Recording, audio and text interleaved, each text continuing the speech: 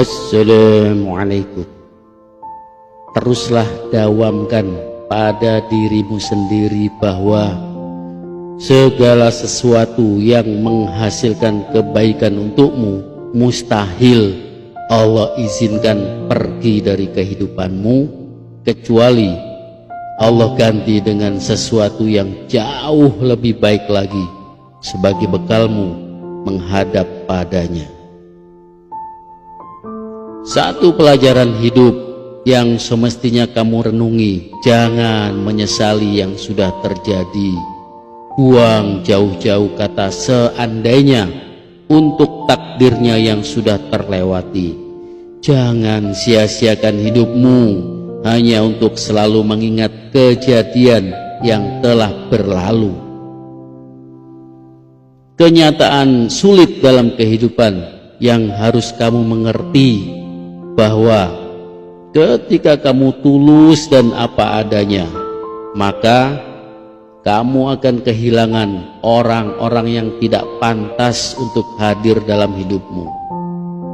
Diammu lebih punya pengaruh daripada membuktikan apa yang menjadi maksud dan keinginanmu. Kendalikan emosimu.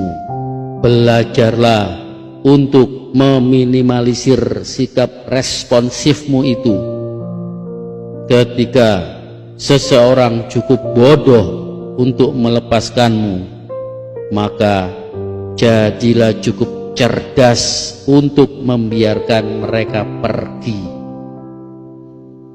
Bukan kamu yang kurang baik dalam memperlakukan seseorang, namun seringnya mereka yang kurang memberi timbal balik atas kebaikanmu, karena sifatmu yang kelewat memikirkan perasaan orang lain, padahal hatimu sendiri dalam keadaan terluka dan bahkan nyaris mau patah. Meskipun ada kesempatanmu untuk mengulang waktu, maka kamu tidak ingin mengubah apapun, biarlah seperti apa adanya. Kamu hanya ingin mempertebal rasa syukurmu karena kamu mampu melewati semuanya satu persatu sesuai dengan alur takdirnya. Jangan habiskan energimu untuk memikirkan orang-orang yang menghinamu. Sesungguhnya mereka yang menghinamu itu memikirkanmu siang dan malam, dan mereka berharap kamu akan jatuh, padahal kamu tidak pernah memikirkan mereka. Jangan marah pada mereka, karena mereka sebenarnya sudah capek memikirkanmu dan juga hidupnya gelisah karena rasa iri dan dengki. Mereka dengki pada keberkahan dalam hidupmu yang tak mereka miliki. Karena itu, tak perlu menceritakan semua nikmat hidupmu pada orang-orang di sekitarmu, karena tidak semua orang menyukai nikmat yang Allah datangkan padamu. Kebanyakan orang hatinya akan susah, gelisah jika kamu dapat nikmat. Sebaliknya, mereka akan bersorak gembira jika kamu tertimpa musibah. Saking sudah kelewat letih, saat ini kamu sudah tidak kepingin lagi ribet dan ribut, tidak kepingin lagi berdebat, tidak kepingin lagi mencari-cari tahu apapun yang membuat rungsing batinmu. Dewasa itu hanya perlu ketentraman batin. Diammu bukan berarti tak peduli. Mengalahmu bukan bermakna kamu kalah. Kamu hanya tidak ingin memperkeruh keadaan mental dan batinmu. Sebenarnya lelahnya batinmu sudah dalam stadium akut. Capeknya sudah sampai ke ubun-ubun.